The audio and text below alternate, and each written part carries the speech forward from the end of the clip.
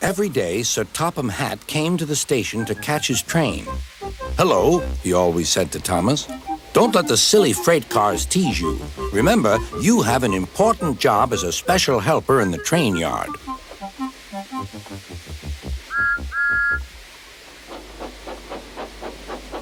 There were lots of freight cars, and Thomas worked very hard pushing and pulling them into place. There was also a small coach and two strange things his driver called cranes. "That's the breakdown train," he told Thomas. "The cranes are for lifting heavy things like engines and coaches and freight cars." One day, Thomas was in the yard. Suddenly, he heard an engine whistling. "Help! Help!" A freight train came rushing through much too fast. The engine was James, and he was frightened. His brake blocks were on fire. "They're pushing me! They're pushing me!" he panted. "On! On!" laughed the freight cars, still whistling, "Help! Help!" Poor James disappeared. "I'd like to teach those freight cars a lesson," said Thomas the tank engine. Soon came the alarm. "James is off the line! The breakdown train! Quickly!" Thomas was coupled on, and off they went.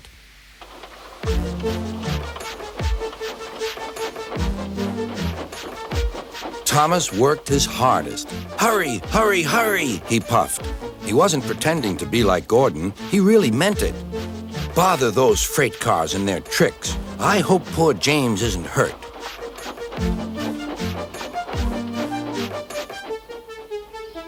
James's driver and firemen were feeling him all over to see if he was hurt.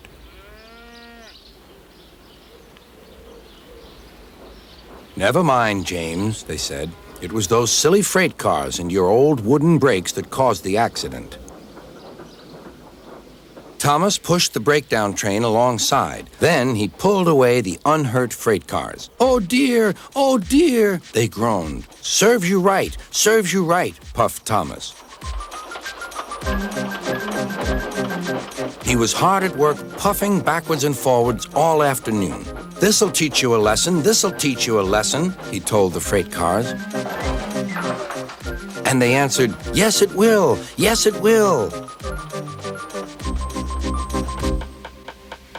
They left the broken cars. Then, with two cranes, they put James back on the rails.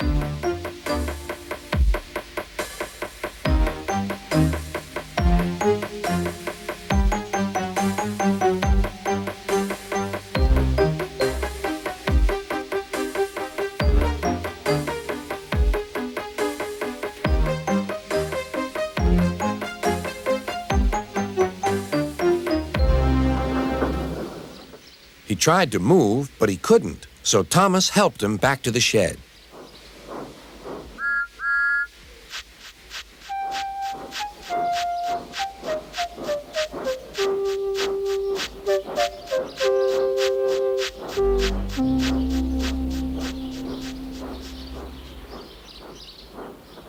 Sir Topham Hatt was waiting anxiously for them. "Well, Thomas," he said, "I've heard all about it, and I'm very pleased with you. You're a really useful engine. James shall have some proper brakes and a new coat of paint, and you shall have a branch line all to yourself." "Oh, thank you, sir," said Thomas. Now Thomas is as happy as can be. He has a branch line and two coaches called Annie and Clarabelle. He puffs proudly backwards and forwards with them all day.